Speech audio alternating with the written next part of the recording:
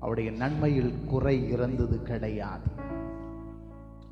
வசனம் சொல்லுது, பலத்தினாலும் அல்ல, பராக்கிரமத்தினாலும் அல்ல, என்னுடைய ஆவியினாலே ஆகும் என்று. உன் வாழ்க்கையில் முடியாத காரியங்கள், தடைபட்ட காரியங்கள், துவங்கி நின்று கொண்டிருக்கிற காரியங்கள்,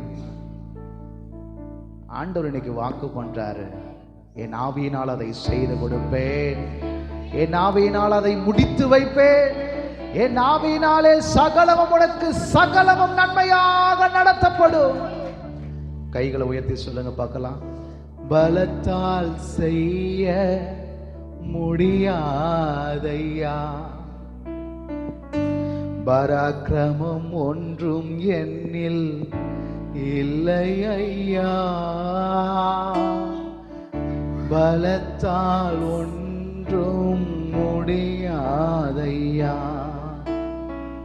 பராக்கிரமம் ஒன்றும் என்னில் இல்லை ஐயா, பலத்தாலும் அல்ல, பராக்கிரமம் அல்லவும் ஆவியால் செய்து முடிப்பீர். பலத்தாலும் அல்ல, பராக்கிரமம் அல்ல,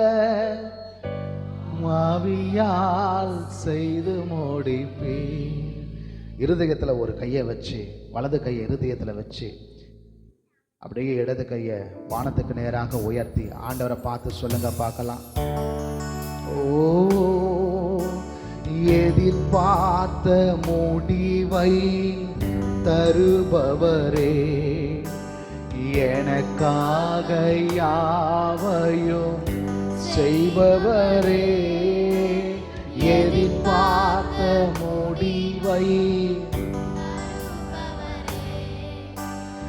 எனக்காக யாவையும் செய்பவரே, யெகோவாயிரே, யெகோவாயிரே, எல்லாமே செய்து முடிப்பே. யெகோவாயிரே, யெகோவாயிரே, யெகோவாயிரே, எல்லாமே செய்து முடிப்பே. எதிர்பார்த்த முடிவை தருபவரே, எனக்காக யாவையும் செய்பவரே. கைகளை உயர்த்தி, எதிர்பார்த்த முடிவை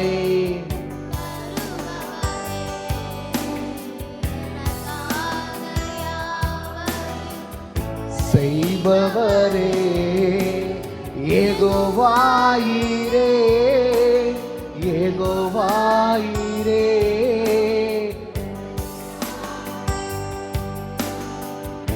எல்லாமே உம்மால் கூடும் ஆண்டவரே.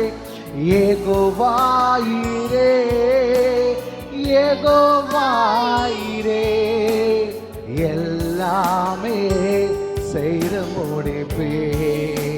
இப்ப சொல்லுங்க பார்க்கலாம், கைகள் உயர்த்தி.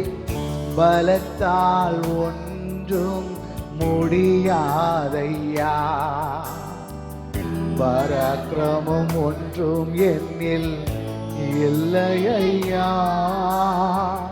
பலத்தால் செய்ய முடியாதையா. ஆமாப்பா, பராக்கிரமம் ஒன்றும் என்னில் இல்லை ஐயா, பலத்தாலும் அல்ல, பராக்கிரமம் அல்ல, ஆவியால் செய்து முடிப்பே. பலத்தாலும் அல்ல, பராக்கிரமம் அல்ல, ஆவியால் செய்து முடிப்பே.